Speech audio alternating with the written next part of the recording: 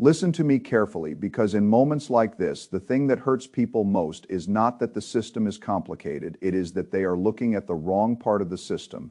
There is a debt load sitting on top of the American economy that is so large most people can no longer feel what the number means. They hear $39 trillion and their minds shut down. They hear politicians argue about deficits and they treat it like background noise. They hear central bankers talk about rates and balance sheets and they assume it is someone else's game. That is a dangerous mistake, because when a country reaches a point where the debt is too large to be paid back in the normal way, the solution is almost never announced. Honestly, it is not usually described in plain English. It is not sold to the public as a transfer from savers to asset owners. It is given a technical name. It is wrapped in policy language. It is presented as responsible management. But the mechanism is simple. The government makes the currency worth less over time. If you understand that one sentence, you understand more than most people understand about what is coming. A new Federal Reserve chair is about to walk into the most important room in the global financial system. Whether the viral stories about a secret plan are accurate or exaggerated is not the main issue. The main issue is that the underlying problem is real. The debt is real. The interest bill is real. The policy constraints are real. The historical playbook is real. And the outcome for you will depend on whether you are positioned as someone who owns assets that can adjust to the devaluation of money, or as someone who is holding claims on money that are quietly losing purchasing power. That difference can decide whether the next decade drains you slowly or makes you stronger. Most people will do nothing with this information. They will listen. They will nod. They will feel as if they understand it for a few minutes. Then they will go back to measuring their wealth by the number they see in a bank account, a savings account, a bond account, or a brokerage statement. That is how people get trapped. The number on the statement is not the same thing as wealth. Wealth is what the number can buy. If your account balance is unchanged, but the cost of food, energy, insurance, housing, taxes, medical care, and everything else you need rises around it, then you have become poorer without seeing a loss on the screen. That is the part people do not emotionally understand until it is too late. I think in principles, because principles help you see through noise. The principle here is simple. When debt grows faster than the capacity to service, the system will usually choose the path that is least visible, least politically painful, and most effective at reducing the real burden of that debt. That path is not default. It is not a sudden admission of failure. It is not a speech where someone says we cannot pay. It is inflation managed through policy. It is interest rates held below the real loss of purchasing power. It is financial repression. Before you can understand why that matters, you have to understand the scale of the problem.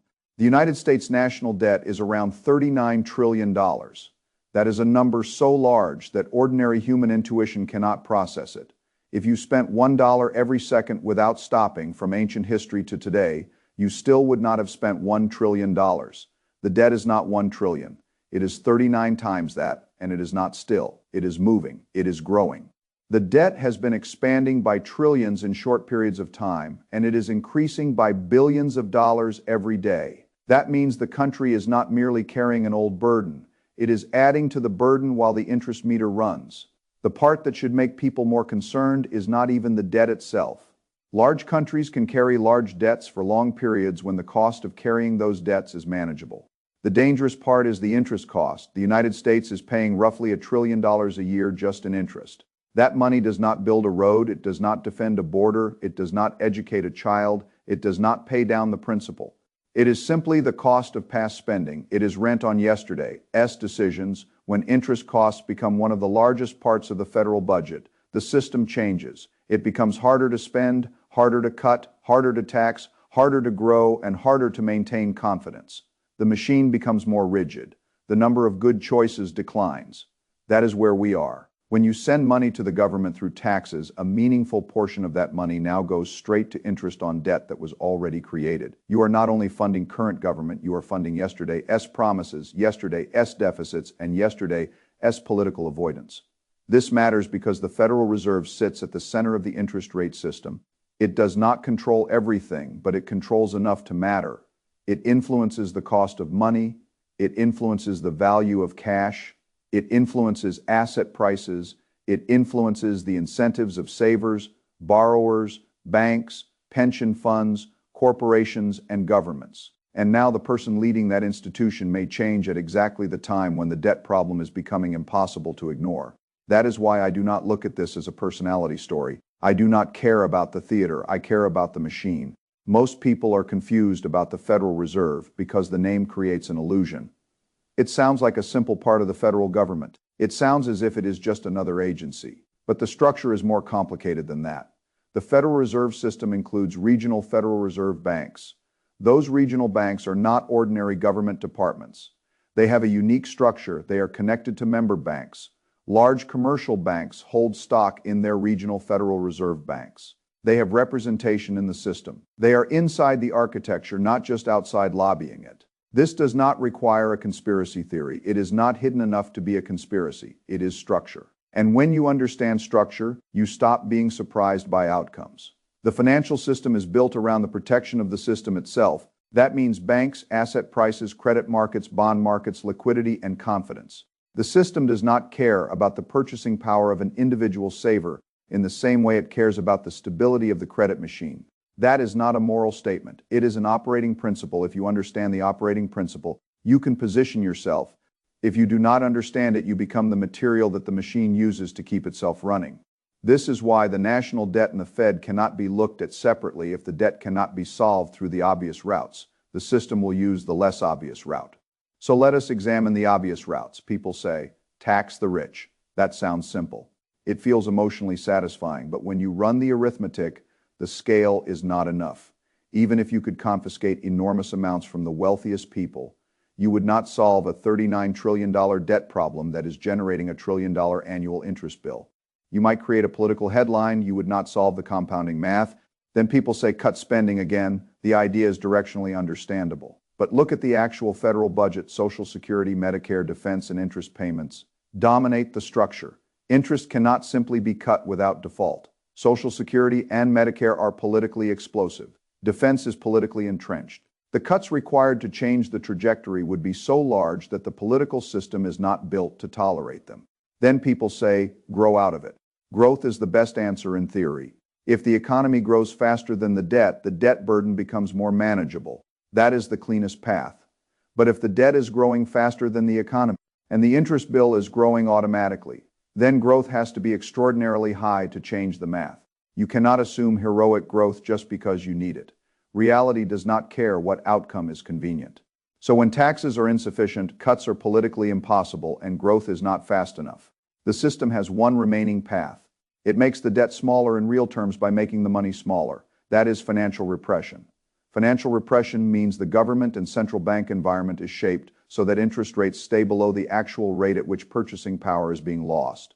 If inflation is higher than the yield you receive on cash or bonds, you may feel safe because your account balance is stable.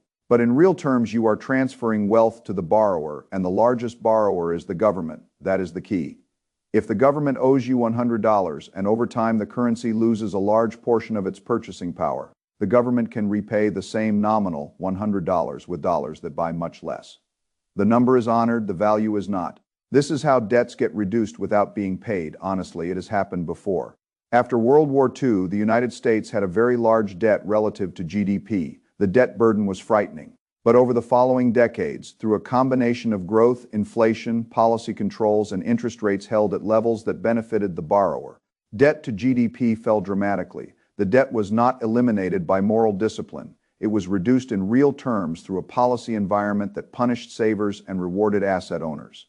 That historical example matters because systems under pressure tend to reuse tools that have worked before.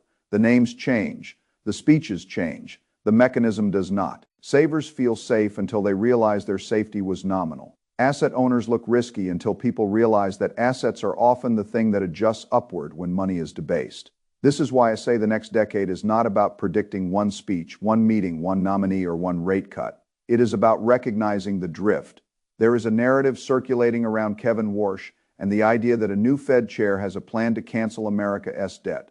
The phrase is too simple, and that is what makes it dangerous. The debt will not be canceled in the way an ordinary person thinks of cancellation. It will not vanish because someone signs a paper. It will not be erased with one dramatic act. The more realistic version is that the real burden of the debt gets reduced over time through repression, inflation, and policy choices that make cash and long-duration fixed claims poor places to hide. That is not as dramatic as saying the debt will be canceled, but it is more important. Now we need to separate what is real from what is speculation. The real part is that the debt problem is serious. The real part is that interest costs are rising as a major budget burden. The real part is that the Fed's balance sheet, interest rate policy, and monetary framework are at the center of the debate. The real part is that financial repression is a documented historical path for dealing with large sovereign debt loads. The real part is that investors who understand the environment can prepare before the crowd understands it.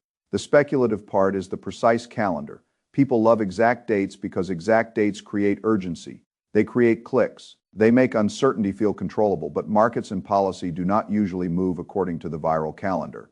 A Fed chair does not simply walk in and become a monetary king. The Federal Reserve has a committee structure. There are multiple voting members. There are constraints. There are market reactions. There are political limitations. There are second-order effects. So do not build your financial life around one viral date. Build it around the structural direction. The speculative part is also the idea that a specific interest rate target is guaranteed. People throw around numbers as if they are promises. They take assumptions, stack them on top of other assumptions, and present the result as certainty. That is not analysis. That is theater. The speculative part is the claim that AI automatically solves the inflation problem. AI can reduce costs in some areas. That is true, but AI also creates enormous demand for energy, infrastructure, chips, data centers, and capital.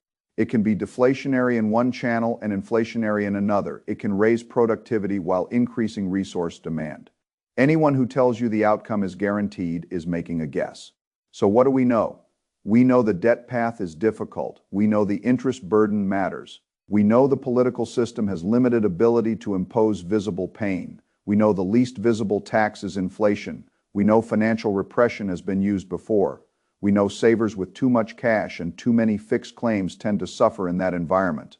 We know asset owners with pricing power, scarcity, and diversification tend to be better positioned. That is enough to act intelligently without pretending to know the future with certainty. The first thing I would do is change the way I measure wealth. Most people measure wealth in dollars. That is a mistake. You must measure wealth in purchasing power. $100,000 in cash sounds like a fixed amount. But the real question is what it buys. How much food does it buy? How much energy does it buy? How much housing does it buy? How much healthcare does it buy? How much freedom does it buy? If those things become more expensive and your cash does not grow faster than they do, your wealth is declining. This is psychologically difficult because people feel pain when an investment account goes down, but they do not feel the same pain when purchasing power leaks away. Slowly, volatility is visible. Inflation is quiet, but quiet losses are still losses. This is why cash can become the most dangerous, comfortable asset in a repression environment. It does not scare you, it does not fluctuate, it does not call attention to itself. It simply loses real value while giving you the emotional comfort of stability. That is one of the most expensive illusions in finance.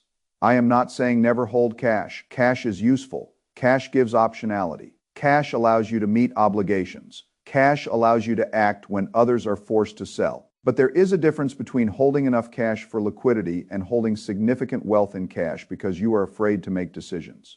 Liquidity is a tool. Fear-based cash hoarding is a trap. Once you measure wealth in purchasing power, you start to see why certain assets matter more in the environment that is likely developing. The first group is high-quality equities. Not every stock, not a random basket of hype. High-quality businesses with real pricing power. Pricing power means a company can raise prices when its own costs rise and still keep customers because what it sells is necessary, differentiated, embedded, or superior. In an inflationary or repressive environment, this matters enormously. A business without pricing power gets squeezed. Its costs rise faster than its revenue, its margins compress, its value weakens. A business with pricing power can defend real earnings that does not make it risk-free. Nothing is risk-free. But productive assets that can adjust to nominal changes in the value of money are generally better positioned than static claims on fixed payments.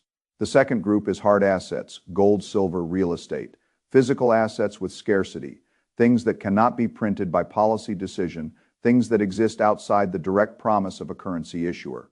These assets are not magic. They can fall. They can be volatile. Real estate has taxes, maintenance, leverage risk, and liquidity risk. Gold produces no cash flow. Silver can be even more volatile. But in a world where money is being diluted, scarce assets often rise in nominal terms because the unit of measurement is being weakened. The third group is assets with provable scarcity. Some rare collectibles, high-end art, and other scarce assets can perform in an environment where people lose confidence in paper claims. But this is not a place for blind enthusiasm. These markets require expertise, liquidity awareness, and discipline. The mistake is thinking scarcity alone is enough. Scarcity must be combined with demand, quality, authenticity, and a market that can clear when you need liquidity. The broader principle is that the asset class matters more than the slogan. People often say diversify internationally and you will be safe. International diversification can be valuable, but it is not a complete escape from global monetary debasement. Europe has its own debt dynamics. Asia has its own constraints. Many governments face similar pressures. If every major country is dealing with debt, aging population, spending commitments, and the temptation to debase, simply moving from one geography to another does not solve the whole problem. You need diversification across the right types of assets, not just flags, not just markets assets. The second thing I would do is eliminate the traps. The first trap is long-duration bonds. A long-duration bond is a promise to pay you fixed money far into the future. If inflation runs hotter than the market expects, and if rates are kept artificially below that inflation for policy reasons, the real value of those future payments declines. This is how bondholders can lose even when they receive every payment they were promised. That is a difficult concept for many people. They think risk means default, but default is not the only way to lose. You can lose through inflation, you can lose through negative real returns, you can lose because the money that comes back buys far less than the money you originally lent. That is why long-duration fixed income can be dangerous in a financial repression environment. The second trap is excessive cash. Again, cash for liquidity is rational. Cash for fear is costly. If you are holding large amounts of cash because the world feels uncertain, you need to ask whether you are actually reducing risk or simply choosing the kind of risk that does not show up on a statement. The third trap is concentration. Being all in on anything is usually a sign that you are confusing a good thesis with certainty. All in on technology, all in on gold, all in on crypto, all in on real estate, all in on one country, all in on one theme. Concentration can make you rich when you are right and devastate you when the cycle shifts. The problem is that most people do not know they are concentrated until the environment changes against them. Diversification is not a phrase you use to sound prudent. It is a survival strategy when the future has multiple plausible paths.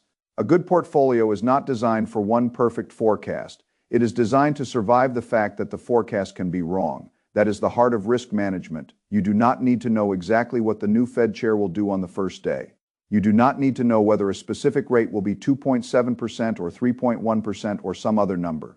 You do not need to know whether the next policy cycle starts in May, June, or later. You need to know that the system has incentives. You need to know that the debt math pushes policy in certain directions. You need to know that financial repression is a likely tool. You need to know who gets hurt and who tends to benefit. Then you need to position yourself with humility. Humility is important because the world is not a machine you fully control.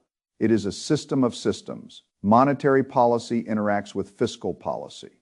Fiscal policy interacts with politics. Politics interacts with markets. Markets interact with psychology. Psychology interacts with liquidity. Liquidity interacts with asset prices. Asset prices interact with collateral and confidence. That is why simple stories are dangerous. The world is not simple, but good principles can make it understandable. Here is the principle I would use. If the borrower is too large to fail and too large to repay, honestly, the borrower will try to repay with cheaper money. The United States government is the largest borrower, therefore it has an incentive to allow the dollar to become cheaper over time, as long as the process can be managed without a collapse in confidence. That is the balance. They cannot destroy the currency quickly because the dollar system is the foundation of global finance. But they can let purchasing power erode gradually. They can keep nominal stability while real value transfers from savers to borrowers. They can maintain the appearance of order while the burden shifts. That is why this happens slowly enough for people to ignore it and powerfully enough to change their lives. Most people do not experience financial repression as an event. They experience it as a series of frustrations. Groceries cost more. Insurance costs more, rent costs more, taxes feel heavier, medical care costs more, a savings account feels insufficient, a salary feels like it no longer stretches. Retirement feels farther away. They think these are separate problems. They are often symptoms of the same underlying process. Money is losing value. And asset ownership is becoming more important. This is why I say you cannot remain passive in how you think. That does not mean you should panic. Panic is one of the worst decision-making environments. It makes people buy the wrong thing at the wrong time for the wrong reason. It makes people sell productive assets because headlines scare them. It makes people chase whatever narrative is loudest. It makes people mistake urgency for strategy. Do not panic. Think, build a plan. Move deliberately. A deliberate plan starts with a personal balance sheet. What do you own? What do you owe? How much of your wealth is in cash? How much is in fixed claims? How much is in productive businesses? How much is in hard assets? How much depends on one outcome? How much can survive if inflation stays higher than expected? How much can survive if markets decline first before policy responds? That last question matters. People often understand the long-term thesis and still fail because they cannot survive the short-term path. They buy assets that may be right over 10 years, but they use leverage, impatience, or emotional timing that destroys them in 6 months. The path matters, the sequence matters, your temperament matters. That is why the strategy cannot simply be buy assets. It must be own the right mix of assets in a way that you can hold through volatility without being forced out. Financial repression can lift asset prices over time, but it does not remove drawdowns. There can be recessions, there can be liquidity shocks, there can be policy mistakes, there can be market declines, there can be moments when the right assets feel wrong because the crowd is terrified. If you are forced to sell during those moments, your thesis does not matter. The market does not reward the person with the best idea. It rewards the person who can survive long enough for the idea to work. That is why debt and leverage need to be handled carefully. Leverage can amplify returns, but in an uncertain policy environment, it can also shorten your runway. If you are using borrowed money, you are giving the system a way to force you out. The greatest danger is not volatility itself. It is volatility combined with forced selling. The people who benefit from crises are often not the ones who predicted them most perfectly. They are the ones who had liquidity, patience, and a structure that allowed them to act when others were trapped. That is what I want you to understand. This is not about outrage. It is not about blaming one politician, one central banker, or one party. The debt machine is bigger than one person. The Federal Reserve structure is bigger than one chair. The repression playbook is bigger than one administration. The mistake is thinking the solution is to have the right opinion. The real solution is to have the right positioning. Now, let me be direct about what the wrong positioning looks like. It is a retiree with a large amount of money sitting in cash because the market feels scary. It is a worker keeping everything in a savings account because the number never goes down. It is a bondholder locked into long-duration payments without thinking about real returns. It is an investor concentrated in one popular theme because it worked for the last decade. It is a household measuring progress by nominal account balances rather than purchasing power. It is a person who thinks being safe means avoiding volatility when the greater danger is being quietly drained. And let me be equally direct about what better positioning looks like. It is a person who owns productive businesses through high-quality equities. It is a person who owns some assets that cannot be printed. It is a person who understands that cash is a tool, not a religion. It is a person who diversifies across asset types, not just across tickers. It is a person who avoids long promises of fixed payments when real inflation can eat those promises. It is a person who acts before the crowd understands why action was needed. None of this requires perfection. It requires awareness. It requires a system. It requires the discipline to stop consuming financial information as entertainment and start using it as input for decisions. The reason I am pressing this point is that the system does not warn people in the language they need. It does not send a letter saying, your purchasing power will be drained over the next 10 years unless you own the right assets. It does not tell savers that the real return on their safety may be negative. It does not tell ordinary people that the same inflation that reduces the government's debt burden reduces their life savings. It simply happens, and later people look back and say, how did everything become so expensive? How did retirement become so hard? How did my savings stop feeling like security? How did people who owned assets get so much farther ahead? The answer is that the rules of the game were visible, but they were not explained in plain language. I am explaining them now. You are not helpless. You are not required to be the one the system extracts from, but you are required to think differently. You have to stop asking, how do I avoid all risk? That is the wrong question. There is no such thing as avoiding all risk. Cash has risk, bonds have risk. Stocks have risk, gold has risk, real estate has risk, doing nothing has risk. The correct question is, which risks am I taking and am I being compensated for them? If you hold cash during an inflationary repression cycle, you are taking purchasing power risk and often receiving little compensation. If you hold long-duration bonds, you are taking inflation and rate risk. If you hold equities, you are taking volatility and business risk. If you hold hard assets, you are taking liquidity and price risk. If you diversify intelligently, you are admitting you do not know the future and refusing to let one outcome destroy you. That is mature investing. The immature investor wants certainty. The mature investor builds resilience. The public narrative will keep focusing on personalities. Who is the Fed chair? What did he say? What does one senator think? What will happen at one meeting? That information can matter in the short run, but it is not the deeper story. The deeper story is the debt.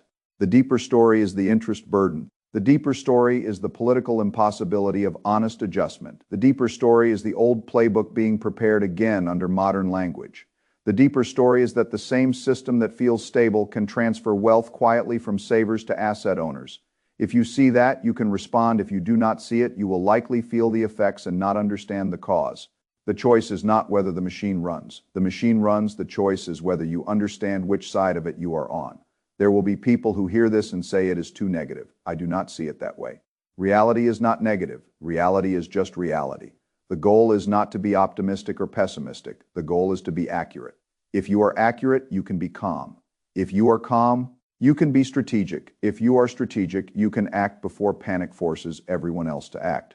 That is how intelligent investors behave. They do not wait for the official announcement that their purchasing power is being destroyed. They watch the incentives. They watch the debt. They watch the policy constraints. They watch where the system must go because the alternatives do not work. Then they position gradually, deliberately, and without drama. That is what I would do. I would not bet everything on one forecast. I would not chase every viral story. I would not stay frozen in cash because uncertainty feels uncomfortable. I would not pretend the government can solve a $39 trillion debt problem with a slogan. I would look at my wealth in real terms. I would own assets that can adjust. I would avoid traps that pay me fixed dollars far into a future where those dollars may buy much less. I would diversify across productive businesses, scarce assets, liquidity, and resilience. And most importantly, I would act before the consequences become obvious to everyone, because by the time everyone understands financial repression, the repricing has usually already happened. By the time everyone wants the assets that survive it, those assets are usually more expensive. By the time everyone realizes cash was not safety, the purchasing power is already gone. The world does not reward people for seeing what is obvious. It rewards people for understanding what is inevitable before it is obvious. That is the difference. You now understand the structure. You understand why the debt matters. You understand why interest costs matter. You understand why the Fed matters. You understand why the personality story is less important than the policy drift. You understand why financial repression is not a conspiracy but a historical mechanism. You understand why cash and long-duration bonds can be traps. You understand why high-quality equities, hard assets, and diversified scarce assets matter. You understand why concentration can destroy you even when your thesis is intelligent. The information is no longer the problem. The only question is whether you will use it. Every day you wait, the machine continues. Every day you leave your entire financial future exposed to the same quiet erosion. The inflation tax collects. Every day you measure your wealth only in dollars. You risk missing what those dollars can no longer buy. The system is not waiting for you to feel ready. It does not slow down because you need more time. It does not protect you because you worked hard. It does not care whether the outcome feels fair. It simply follows incentives, arithmetic, and power. That is why you must follow principles. Principles are how you protect yourself when the world becomes noisy. The principle here is simple. When debt is too large, money gets made smaller. When money gets made smaller, savers who do not adapt lose purchasing power. When savers lose purchasing power, asset owners are often rewarded. When asset owners are rewarded, the gap widens. And when the gap widens, the people who did not understand the mechanism call it unfair, while the people who understood it call it predictable. I want you to be in the second group, not because it is easy, not because it is guaranteed, but because understanding the machine is better than being crushed by it. This is not about fear, it is about preparation. It is not about predicting the exact date of the next policy change. It is about understanding the direction of the system. It is not about betting on one man at the Federal Reserve. It is about recognizing the incentives that any Fed chair will face when the debt burden becomes too large to manage honestly. And it is not about getting rich overnight. It is about not letting your savings, your work, and your future be quietly transferred away because you confused stability with safety. That is the mistake most people will make. You do not have to make it. You can measure real wealth, you can reposition intelligently, you can avoid the traps, you can own assets that survive the cycle, you can stay humble, diversified, and deliberate. You can stop being the person the system acts upon and become the person who understands how the system works. That is the real opportunity, and once you see it, you cannot unsee it.